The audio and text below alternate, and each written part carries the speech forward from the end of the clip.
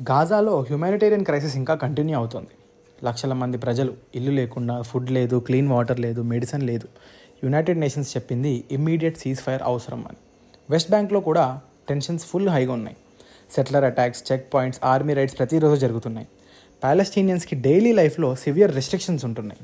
హామస్ ఇంకా గాజాలో పవర్లోనే ఉంది, కానీ ప్రజలు డబల్ సఫరింగ్లో ఉన్నారంట. ఒక పక్కన ఇజ్రాయలీ ఎయిర్ స్ట్రైక్స్, ఇంకో పక్కన హామస్ ఆపరేషన్, ఇంటర్నల్ డిసెంట్ కూడా పెరిగిపోతుంది.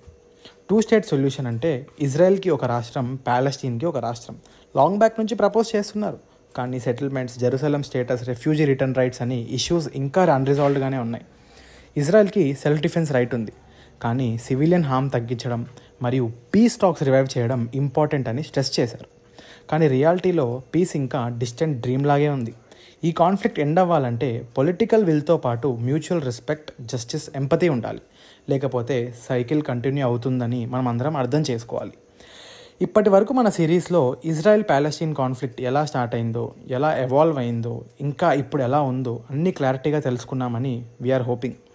Thank you for following along. Peace may be far, but awareness is the first step. Do follow the Unlied voice.